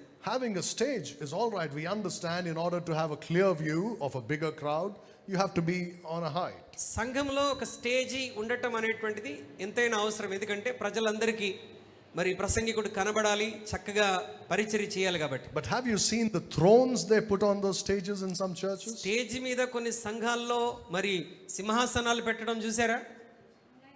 If anybody else goes and sits there, he's cursed. ఒకవేళ పొరపాటున ఎవరైనా వెళ్ళి ఆ కుర్చీలో కూర్చున్నారంటే ఇక వాడిని శపించేస్తారు. Only the great man with the white robe has to sit there. ఎవరు కూర్చోవాలి ఆ చైర్లో? మరి గొప్పవాడైనటువంటి తెల్లని అంగి ధరించుకున్నటువంటి ఆ వ్యక్తే వెళ్ళి కూర్చోవాలి. That comes straight from here. ఈ పద్ధతి ఎక్కడి నుండి వచ్చింది? ఈ cathedrals నుంచి వచ్చింది. And in many churches that stage is considered to be the most holy place of the Old Testament temple. చాలా సంఘాల్లో ఇప్పటికీ ఆ యొక్క స్టేజిని ఎలా పరిగణిస్తారంటే పాత నిబంధనలో ప్రభు చెప్పిన అతి పరిశుద్ధ స్థలముగా పరిగణిస్తూ ఉంటారు. I don't want to hurt anybody's feelings, but the truth can sometimes hurt. ఎవరి ఫీలింగ్స్ని నేను హర్ట్ చేయాలని ఇష్టపడట్లేదు. సత్యం మాట్లాడినప్పుడు తప్పకుండా గాయపరచబడతారు. Many years ago, one lady got saved.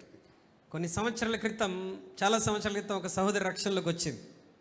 And she was a young Christian. She didn't know the Bible much. She was very zealous for the Lord. She was reading the Bible. ఆమె యవన క్రైస్తవురాలు రక్షణలోకి వచ్చింది. దేవుని వాక్యం పట్ల, దేవుని పట్ల బలమైన ఆసక్తి కలిగినటువంటిది.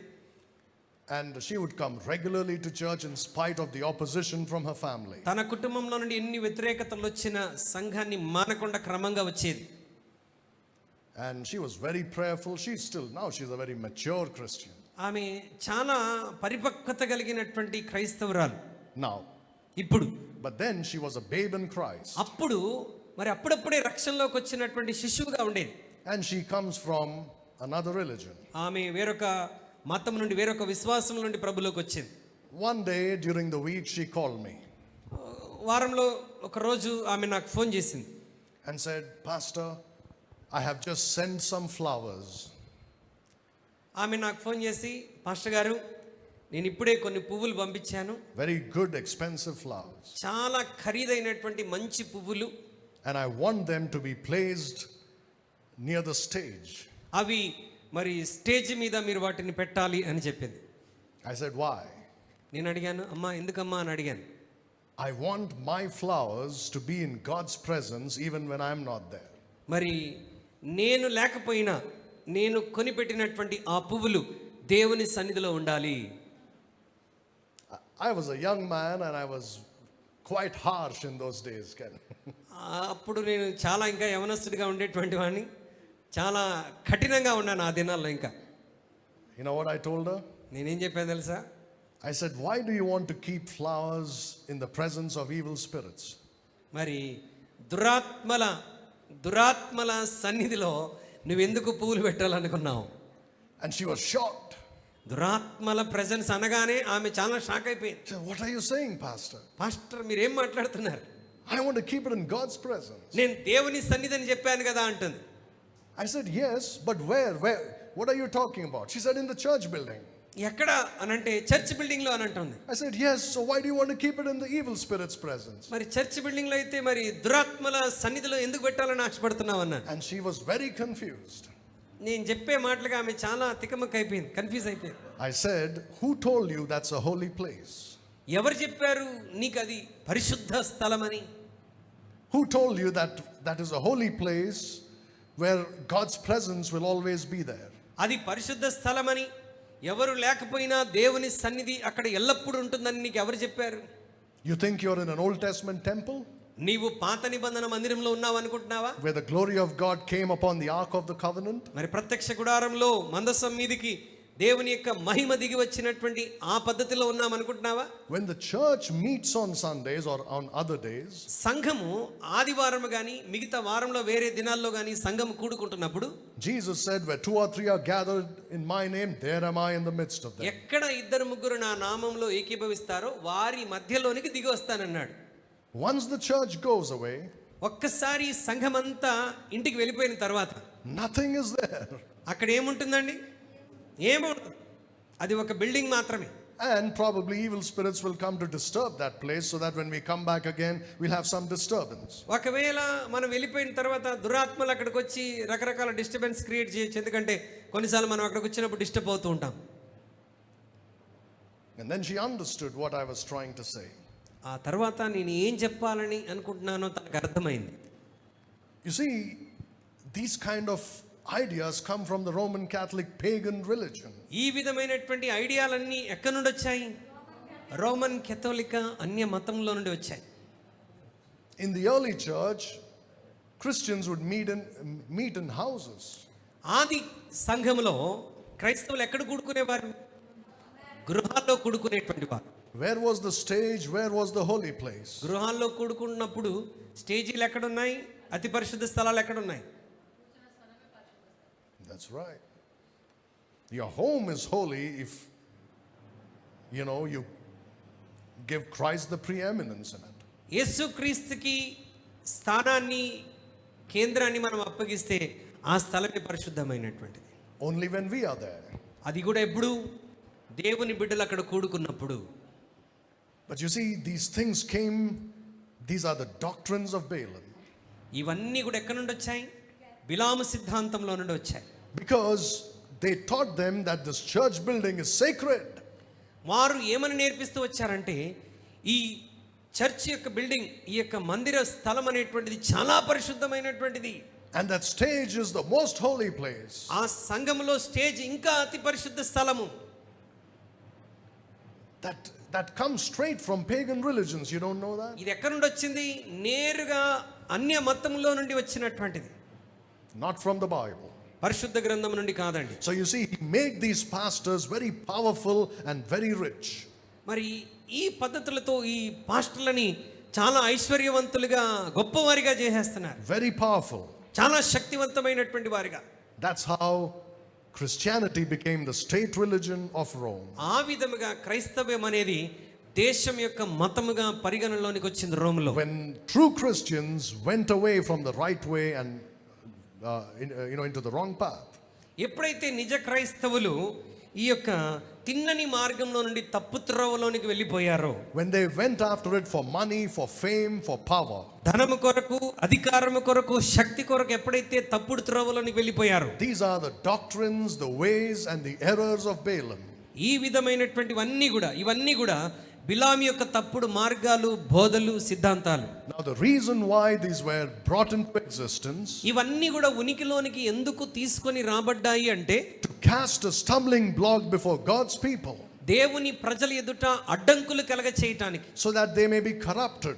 అలా చేయటం ద్వారా విశ్వాసులు పాడైపోవాలని వాడి ఉద్దేశం. Just like Israel was corrupted in the Old Testament. అప్పుడు బిలాము కాలంలో ప్రజలు ఎలాగైతే చెడిపోయారో, ఇప్పుడు నిజ క్రైస్తవులు కూడా చెడిపివేయాలని వాడి ఆలోచన.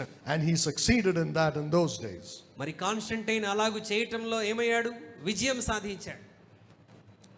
Even today you find that many Christians follow the same things. నేటి దినాల్లో కూడా అనేక మంది క్రైస్తవులు ఇదే పద్ధతులను అనుసరిస్తూ వస్తున్నారు. So what do? They commit spiritual fornication. వారు ఏం చేస్తున్నారు?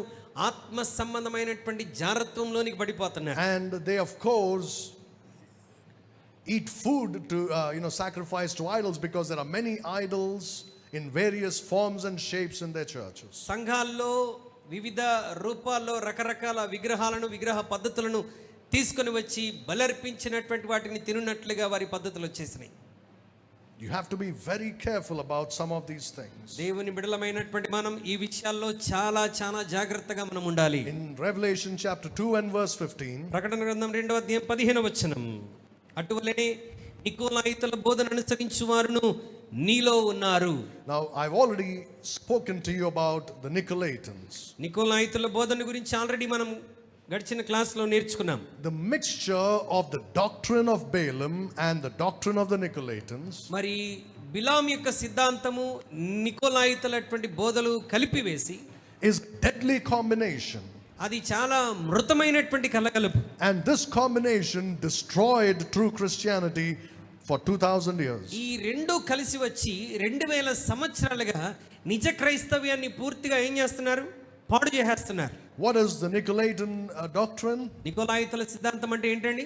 Spiritual authority belongs to a special class of priests. ఆత్మ సంబంధమైనటువంటి అధికారము ప్రత్యేకమైనటువంటి యాజకునికే సంబంధించినటువంటిది. The clergy are closer to God than the other men. Clergy అనేటువంటి వాడే ఇతర మనుషులందరికంటే దేవునికి అతని చాలా దగ్గరగా ఉండగలిగిన వాడు, సన్నిహితంగా ఉండగలిగిన వాడు. The common believer, సామాన్యమైనటువంటి విశ్వాసులు, needs a mediator between him and Jesus Christ. సామాన్యమైన విశ్వాసులకి యేసుక్రీస్తుకి వారికి మధ్య ఒక యాజకుడు మధ్యవర్తిగా ఉండాలన్న పద్ధతిలోనికి వచ్చేసారు. And the hierarchy of these priests can override scripture any day.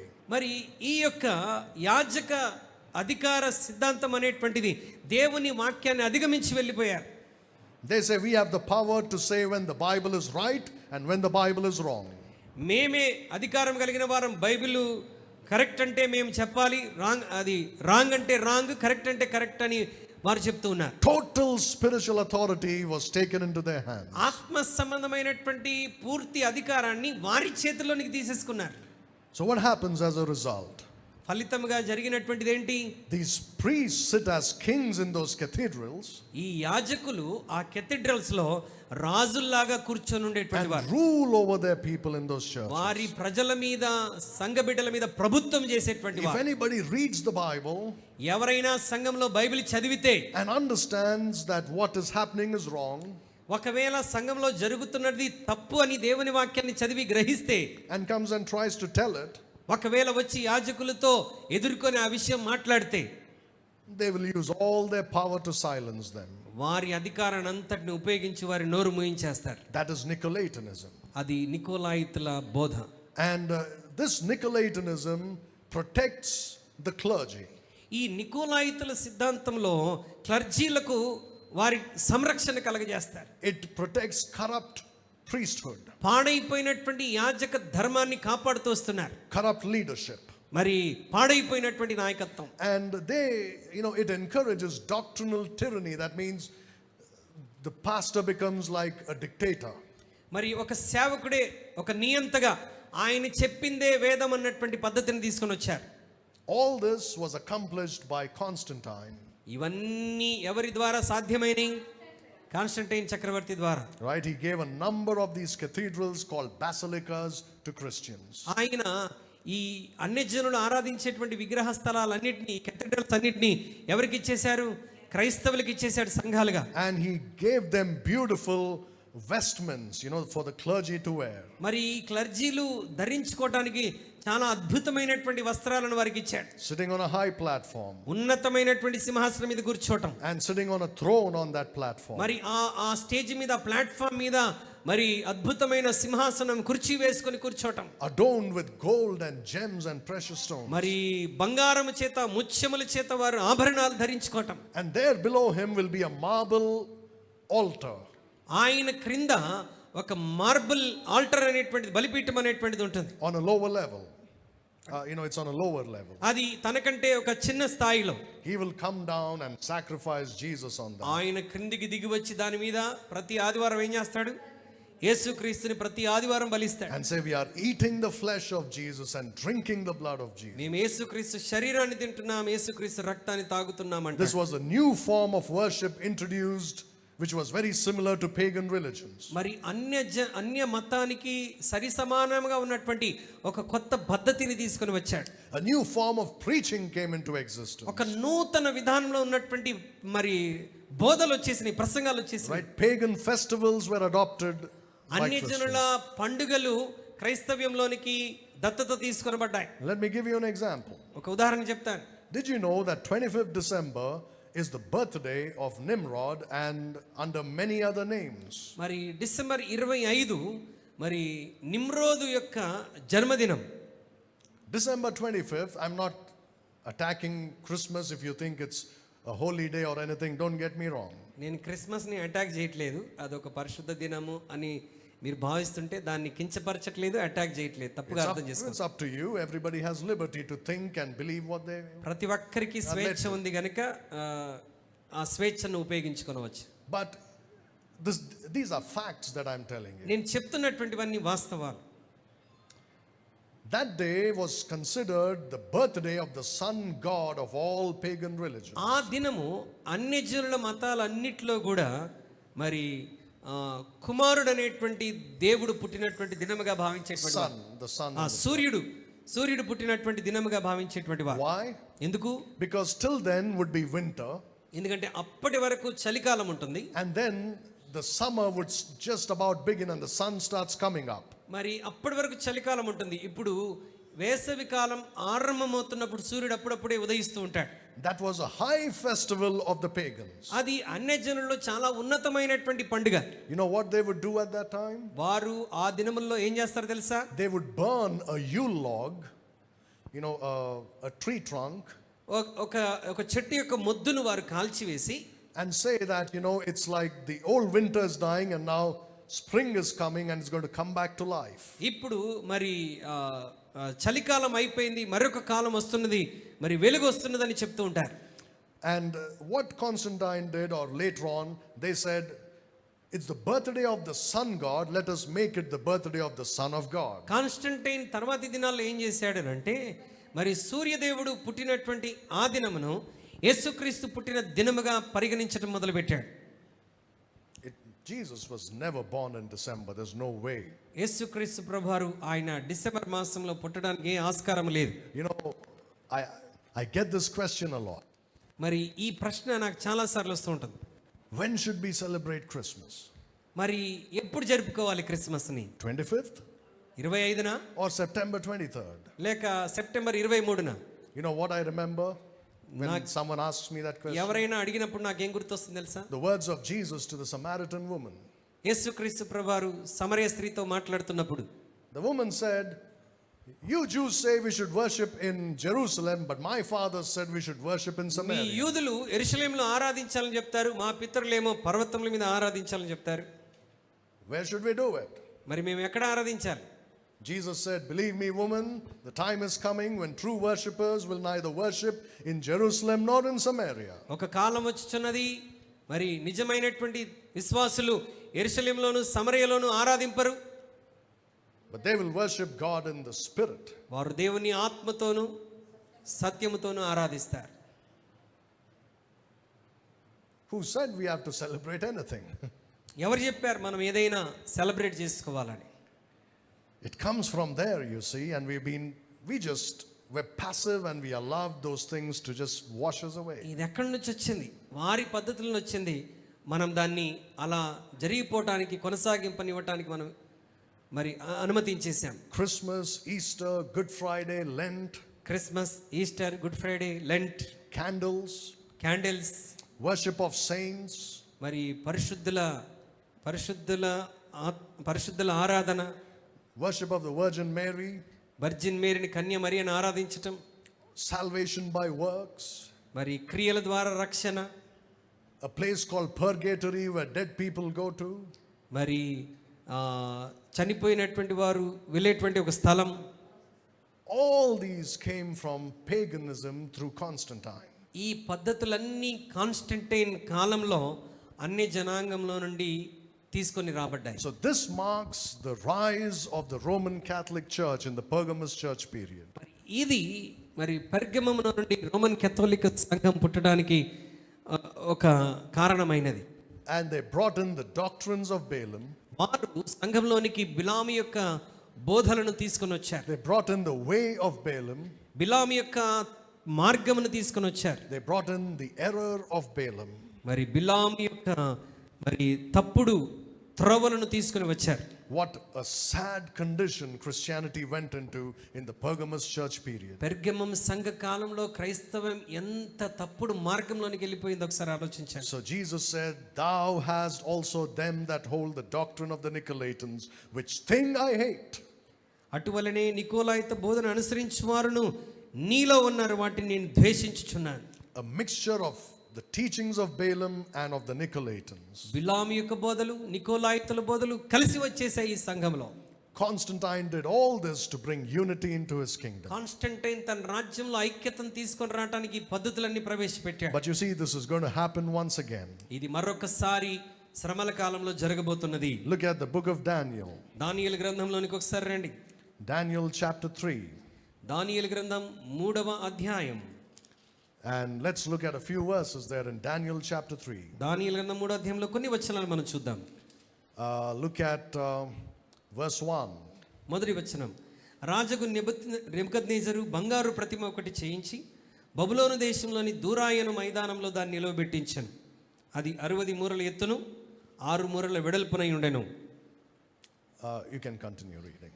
రాజుకు నెబుకద్నెజరు అధిపతులను, సేనాధిపతులను, సహస్రాధిపతులను, మంత్రులను, ఖజానాదారులను, ధర్మశాస్త్ర విధాయకులను, న్యాయాధిపతులను, సంస్థానములలో ఆధిక్యము వహించిన వారందరినీ సమకూర్చుటకును రాజుకు నెబుకద్నెజరు నిలబెట్టించిన ప్రతిమ యొక్క ప్రతిష్టకు రప్పించుటకును దూతలను పంపించగా ఆ అధిపతులను, సేనాధిపతులను, సంస్థానాధిపతులను, మంత్రులను, ఖజానాదారులను, ధర్మశాస్త్ర విధాయకులను, న్యాయాధిపతులను, సంస్థానములలో ఆధిక్యం వహించిన వారందరూ రాజుకు నెబుకద్నెజరు నిలబెట్టించిన ప్రతిమ యొక్క ప్రతిష్టకు కూడి వచ్చి రాజుకు నెబుకద్నెజరు నిలబెట్టిన ప్రతిమ ఎదుట నిలుచుండిరి. We'll read up to verse 6, please. ఇట్లుండగా ఒక దూత చాటించినది ఏమనగా, జనులారా, దేశస్థులారా, ఆయా భాషలు మాట్లాడి వారులారా, మీకు ఆజ్ఞ ఇచ్చుచున్నాను. ఏమనగా, బాక, పిల్లంగ్రోవి, పెద్ద వీణ, సింఫోనియా, వీణ, విపంచిక, సకల విధములకు వాయిద్యములు మీకు వినబడినప్పుడు రాజుకు నెబుకద్నెజరు నిలబెట్టించిన బంగారు ప్రతిమ ఎదుట సాగిలపడి నమస్కరించుడి. సాగిలపడి నమస్కరింపని వాడెవడో వాడు మండుచున్న అగ్నిగుండములో తక్షణమే వేయబడును. Now this is a type of what the Antichrist will do in the tribulation. మరి శ్రమల కాలంలో క్రీస్తు విరోధి చేయబోతున్నటువంటి పద్ధతిలో ఒక పద్ధతి ఇది. You see that people of different languages and nations all brought into unity under one religion. మరి రకరకాల దేశంలో ప్రజలు వారు ఆయా భాషలు మాట్లాడేటువంటి వారందరూ కూడా ఒక్క దగ్గరికి తీసుకొని రాబట్టం. Look at Revelation chapter 13. ప్రకటన గ్రంథం 13వ అధ్యాయంలోనికి ఒకసారి రండి. Look at verses 14 and 15. 14-15 వచనాలు. కత్తి దెబ్బ తినియు బ్రతికిన ఈ క్రూర మృగమునకు ప్రతిమను చేయవలనని అది భూనివాసులతో చెప్పుచు ఆ మృగం ఎదుట చేయుటకు తనకివ్వబడిన సూచనల వలన భూనివాసులను మోసపుచ్చుచున్నది. మరియు ఆ మృగం యొక్క ప్రతిమ మాట్లాడినట్లు, ఆ మృగం యొక్క ప్రతిమకు నమస్కారం చేయని వారిని హతము చేయనట్లును ఆ మృగం యొక్క ప్రతిమకు ప్రాణమిచ్చుటకై దానికి అధికారం ఇవ్వబడెను. You see, just like what Nebuchadnezzar did, it's going to happen again. నెబుకద్నెజరు తన రాజ్య పరిపాలనలో ఎలాగైతే చేశాడో ప్రతిమ నిలబెట్టి మరి శ్రమల కాలంలో కూడా ఎగ్జాక్ట్ గా అలాగే జరగబోతున్నది. Now look at this. ఇప్పుడు చూడండి, Where was this done? You know what we have just read in Daniel. దానియేలు గ్రంథంలో మనం ఇంతకుముందు చదివినటువంటిది ఎక్కడ జరిగింది? In Babylon. ఎక్కడ జరిగిందంట? బబులోనులో జరిగింది. So that is Babylonian religion. అది బబులోను మతం. Where did you see it again in history? మరలా ఇది చరిత్రలో ఎక్కడ చూసాం? In Rome. రోమాలో చూసాం. When are you going to see it again? In the tribulation. మరలా ఎప్పుడు చూడబోతున్నాం? శ్రమల కాలంలో చూడబోతున్నాం. So what does that tell you? అంటే ఇది ఏం చెప్తుంది చెప్పండి? Mystery Babylon always existed. మరి బబులోను మర్మము అన్ని కాలాల్లో నివసిస్తూనే ఉన్నది. It only changed its name sometimes. పేరు మాత్రమే మారింది కానీ ఆ పద్ధతి కొనసాగుతూనే ఉంది. What a horrible time is coming on the earth. ఎంత భయంకరమైనటువంటి కాలం భూమి మీదకి రాబోతుందో ఒకసారి ఆలోచించండి. And people who are deceived by this doctrine of Balaam and Nicolaitanism. ఈ బిలాము బోధల ద్వారా, నికోలైతుల బోధల ద్వారా మోసగించబడుతున్నటువంటి ప్రజలు, if they are unsaved, if they are not saved, ఒకవేళ వారు రక్షింపబడకపోతే and go into the tribulation, వారు శ్రమల కాలంలోనికి వెళ్తే, there it will become easy for them to do the things that the Antichrist will demand them to do. క్రీస్తు విరోధి వారిని ఏమి చేయమని ఆజ్ఞాపిస్తాడో అవి చేయటానికి ఇక వారు ఏమాత్రం వెనుకాడరు, సులభంగా ఆ పనులు చేసేస్తారు. Because they have been taught to do that all their life. ఎందుకంటే ఇది చేయటం వారికి పెద్ద కష్టమేమి కాదు.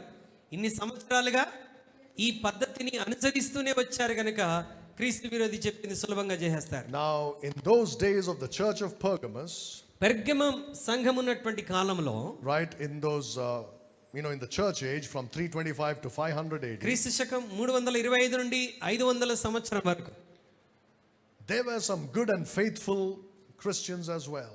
ఆ దినాల్లో కూడా నమ్మకమైనటువంటి విశ్వాసం కలిగినటువంటి విశ్వాసులు, నిజ క్రైస్తవులు చాలా మంది ఉన్నారు. And they were always unrecognized small groups of people. వారు ఆ దినాల్లో కూడా గుర్తింపు లేనటువంటి ఒక చిన్న గుంపుగా ఉండేటువంటి వారు. Small churches scattered everywhere. అక్కడక్కడ మరి అన్ని చోట్ల చిన్న చిన్న సంఘాలుగా వారు ఏర్పాటు చేయబడ్డారు. No unity, no fellowship between those churches. ఆ సంఘాలకు ఐక్యత లేదు, సహవాసం లేదు. But they were strong Christians. అయినప్పటికీ వారు ఒంటిగా ఉన్న చాలా బలమైనటువంటి క్రైస్తవులుగా ఉన్నారు. And what marked them was that they all used a pure Bible. వారి యొక్క గుర్తు ఏంటంటే వారు స్వచ్ఛమైనటువంటి వాక్యాన్ని ఉపయోగించుకున్నారు. Because one more thing that Constantine did was that he introduced a corrupt Bible to Christians. Constantine చేసిన మరొక భయంకరమైన పని ఏంటంటే కరప్టెడ్ బైబిల్, పాడైపోయినటువంటి బైబిల్ని మరి క్రైస్తవ్యంలోనికి తీసుకుని వచ్చాడు. And all the Christians under his control used that Bible. మరి క్రైస్తవులు ఆ కాలంలో అతని పరిపాలనలో ఉన్నటువంటి క్రైస్తవులందరూ కూడా ఆ మార్పు చేయబడినటువంటి బైబిల్నే వాడారు. But these small little churches that were scattered everywhere, అక్కడక్కడ నమ్మకముగా ఉన్నటువంటి చిన్న చిన్న సంఘాలన్నీ కూడా refused to read those ఆ Bibles. బైబిల్ని చదవటాన్ని తిరస్కరించారు. They refused to join those churches. ఆ సంఘాల్లో చేరటానికి వారు తిరస్కరించారు. And they refused those practices. ఆ పద్ధతులను కూడా వారు తిరస్కరించారు. There were some great preachers in those days. ఆ దినాల్లో గొప్ప దైవజనులు, ప్రసంగికులు ఉండేటువంటి వారు. There was a man named Chrysostom. క్రిసోస్టం అనేటువంటి దైవజనుడు. He was known as the golden mouth. ఆయన మరి బంగారు నోరు అన్నటువంటి పేరు కలిగినటువంటి వాడు. He was a Greek preacher and he was from Antioch. ఆయన గ్రీక్ ప్రీచర్ గా అంతియోక నుండి వచ్చినటువంటి వాడు. He used a Bible from Antioch. ఆయన అంతియోకలో నుండి బైబిల్ని ఉపయోగించుకున్నాడు. A Byzantine text. మరి బైజంటైన్ టెక్స్ట్ అన్నటువంటి the ఉపయోగించుకున్నాడు. And he preached in those days. ఆయన ఆ దినాల్లో ప్రసంగించేటువంటి వాడు. There was another man named John of Antioch. John of Antioch అనేటువంటి మరొక దైవజనుడు. There was another man named Patrick. Patrick అనేటువంటి మరొక దైవజనుడు. He went as a missionary to Ireland in 389. ఆయన 389లో ఐర్లాండ్ కి మిషనరీగా వెళ్ళినటువంటి వాడు. Today they call him Saint Patrick. The Catholics have given him that name. నేటి దినాల్లో కేథలిక్స్ అతనికి ఇచ్చిన పేరు ఏంటంటే సెయింట్ ప్యాట్రిక్ అని పేరు ఇచ్చారు. And they made it look like he's one of them, but he was not. ఆయన కూడా వారికి చెందినటువంటి వాడనే చెప్పుకున్నారు కానీ ఆయన వారికి చెందినవాడు కాదు. He was a Bible believing missionary. ఆయన దేవుని వాక్యాన్ని నమ్మినటువంటి machinery. So there were many good people like that. ఆ దినాల్లో కూడా అద్భుతమైనటువంటి సేవకులు చాలా మంది ఉన్నారు. Who did not follow the way or the doctrine of Balaam or the Nicolaites. బిలాము యొక్క బోధన గాని నికోలాయితల బోధన గాని అనుసరించినటువంటి నిజ క్రైస్తవ గుంపులు చాలా చోట్ల గుర్తింపు లేని వారిగా ఉన్నారు. God always has a witness. దేవుడు ఎల్లప్పుడూ తనకు సాక్షులను కలిగి ఉన్నాడు.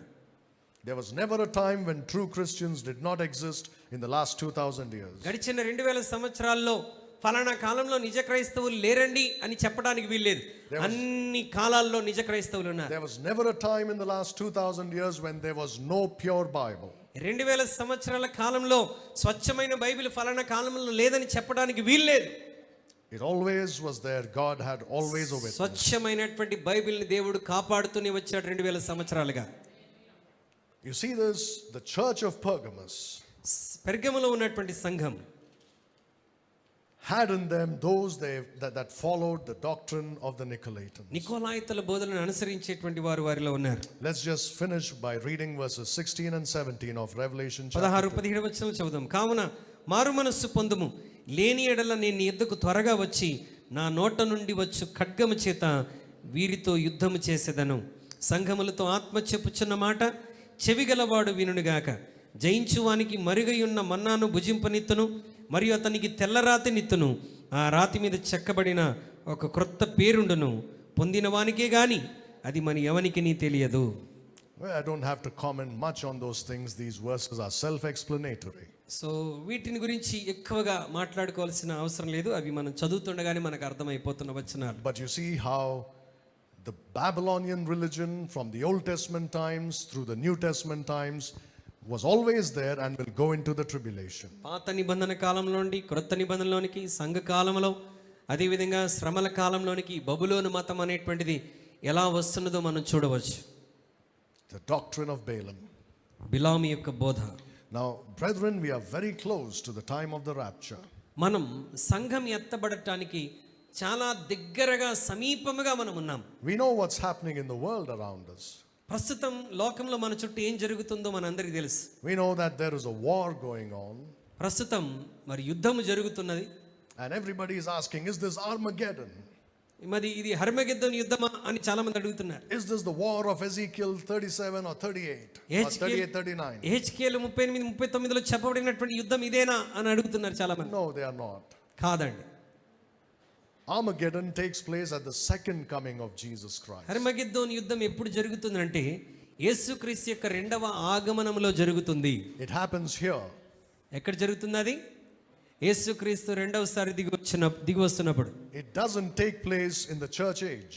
సంఘ కాలంలో ఇది జరగదండి. It doesn't take place in the tribulation. లేక శ్రమల కాలంలో కూడా జరగదు. It takes place at the second advent of Christ. హర్మగెద్దోను యుద్ధం క్రీస్తు రెండవ రాకడలో జరుగుతుంది. But what is happening today అయితే నేటి దినాల్లో ఏం జరుగుతుంది? is something that is leading to the soon coming of the Antichrist. అది క్రీస్తు విరోధి యొక్క మరి రాకడను సూచిస్తున్నది. What they are doing is they are preparing the Middle East for the kingdom of the Antichrist. ఈ మిడిల్ ఈస్ట్ ప్రాంతాలన్నింటినీ కూడా క్రీస్తు విరోధి యొక్క రాజ్యం కొరకు వారు సిద్ధపరుస్తున్నారు. Sometimes Christians are naive and they take sides in these wars. మరి కొన్నిసార్లు క్రైస్తవులు ఈ యుద్ధాలు జరుగుతున్నప్పుడు ఒక తెగ వైపుకు వారు వెళ్ళిపోతారు. They say, I support this group or that group. నేను ఫలానా వారికి సపోర్ట్ చేస్తాను, లేకపోతే నేను ఫలానా వారికి support చేస్తానంటారు. I support America, they are Christians. నేను అమెరికాను సపోర్ట్ చేస్తాను ఎందుకంటే వాళ్ళు క్రైస్తవ దేశం అంటారు. No, it's not a Christian nation. అది క్రైస్తవ దేశం కాదండి. There are many good Christians there. అమెరికాలో చాలా మంది మంచి క్రైస్తవులు ఉన్నారు. It's not a Christian nation. అంతేగాని ఇది క్రైస్తవ దేశం కాదు. And both sides who are fighting with each other ఇప్పుడు రెండు వైపులా ఎవరైతే ఒకరితో ఒకరు యుద్ధం చేస్తున్నారో fight under the orders of the same person. మరి ఒకే వ్యక్తి, మనం ఇప్పటి వరకు మాట్లాడుకుంటూ వచ్చినటువంటి ఒకే వ్యక్తి అధికారం క్రింద గొడవ పడుతున్నటువంటి వారి. Right? Where's that? You know, the one who sits on the seat. సాతాను సింహాసనం మీద కూర్చున్నవాడు ఆజ్ఞ మేరకు జరుగుతున్న యుద్ధాలు ఇవి. He sits there and he tells both groups, okay, now go and fight. ఈ సాతాను సింహాసనం మీద కూర్చున్నవాడు ఇద్దరిని ప్రేరేపిస్తూ ఆజ్ఞాపిస్తాడు, ఇక మీరు వెళ్ళి కొట్టుకోండి, యుద్ధం చేయండి. So that the world is prepared for the Antichrist. అలా చేయటం ద్వారా ప్రపంచం క్రీస్తు విరోధి రాకడ కొరకు సిద్ధపరుస్తున్నది. We don't have the time to go into details, but if you're following what's happening, మరి ఇంకా లోతులోనికి వెళ్ళటానికి అవసరం లేదు. ఒకవేళ జరుగుతున్నవన్నీ నేను follow అవుతున్నట్లయితే you see that something is not right about this war. ఈ యుద్ధంలో ఏదో సరిగా మనకు అనిపించట్లేదని మనకు అర్థం అవ్వాలి. America takes the moral high ground and says we are doing a righteous war. America దేశం మరి నైతిక స్థానంలో ఉన్నాం మేము అనుకొని చెప్పుకొని మేము చేస్తున్న పని కరెక్ట్ అని వాళ్ళు చెప్పుకుంటున్నారు. Everybody is doing one thing. ప్రతి ఒక్కరు చేస్తున్న ఒక పని ఏంటంటే They are trying to bring the world to a stage where they will accept the leadership of the Antichrist. మరి ప్రపంచం అంతటిని ఎలా సిద్ధపరచుకున్నారంటే క్రీస్తు విరోధి యొక్క నాయకత్వానికి తల వంచేటువంటి పద్ధతిని తెచ్చుకుంటున్నారు. They are trying to prepare Israel for the building of the third temple. ఇశ్రాయేలు దేశాన్ని మూడవ మందిర నిర్మాణం కొరకు ఈ పరిస్థితులన్నీ సిద్ధపరుస్తున్నాయి. Everything, no matter what happens in the world because of this war, ఈ యుద్ధం ద్వారా ప్రపంచంలో ఏం జరుగుతున్నదో అనవసరం. know one thing. ఒక్క విషయం మాత్రం There తెలుసుకోవాలి, is no good side or bad side. మంచి గుర్తు చెడు గుర్తు ఏమీ లేదండి. So don't take sides. నేను వీరి వైపు ఉండాలా వారి వైపు ఉండాలా ఏది మంచిది అని నువ్వు డిసైడ్ అవ్వాల్సిన అవసరం లేదు. ఎటువైపు నువ్వు నిలబడద్దు. Stand for Christ. నువ్వు ఎటువైపు నిలబడాలి? యేసు వైపు నిలబడాలి. And what's happening is that, the world is now spiraling downward at a speed that we have never seen before. మునిపెన్నడూ లేని విధముగా లోకం చాలా లోతైన స్థితిలోనికి దిగిపోతున్నది.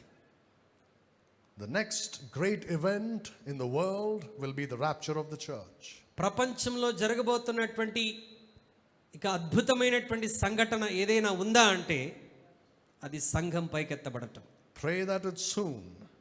అది త్వరగా జరగాలని ప్రార్థించండి. Because if not, we are going to see a lot of trouble in this world before the Lord comes back. ఒకవేళ ప్రభు మధ్యాకాశంలోకి వచ్చి సంఘాన్ని తీసుకెళ్ళకపోతే చాలా భయంకరమైన పరిస్థితులు లోకంలో మనం ఇంకా చూడాల్సి వస్తుంది. Because by the end of this decade, ఈ దశాబ్దము చివరి వచ్చేసరికి this world will not be like this anymore. ఈ ప్రపంచం ఇప్పటిలాగా ఉండదు. Remember these words, it will not be like this నేను చెప్పే anymore. మాటలు ఖచ్చితంగా గుర్తుపెట్టుకోండి. మరి కొంతకాలంలో మరి కొన్ని రోజుల్లో ప్రపంచం ఇలా ఉండటం లేదు. We may not even be able to do this. మనం ఈ విధంగా చేయటం కూడా కష్టం అవ్వచ్చు. Christians should not live in a false security. క్రైస్తవులు అబద్ధపు భద్రతలో జీవించకూడదు. I'm not saying we should live in fear, అలాగని మనం భయంతో ఉండాలని చెప్పట్లేదు. but we should be watchful and alert. మనం మెలకువ కలిగి ఉండి నేర్చుకునే వారముగా ఉండాలి. And we should be prepared for any eventuality. ఏ సంఘటన జరుగుతున్నా మనం సిద్ధపాటు హృదయాలతో మనం ఉండాలి. Because suddenly things can change. ఎందుకంటే అకస్మాత్తుగా పరిస్థితులన్నీ మారిపోవచ్చు. Right? Who thought one fine day we will all be confined to our homes, right? In 2021 or whatever that was. మనం ఎప్పుడన్నా ఆలోచించామా బయటికి వెళ్లకుండా మన ఇంట్లోనే లాక్డౌన్ అయి ఉంటామని ఎప్పుడన్నా ఊహించామా జీవితంలో? In one day. ఒక్క రోజులోనే ఏమైపోయాం? They said tomorrow onwards nobody is coming out. రేపటి నుండి ఎవ్వరు బయటికి ఏమైంది? అయిందా లేదా? Things can happen very fast before we realize it.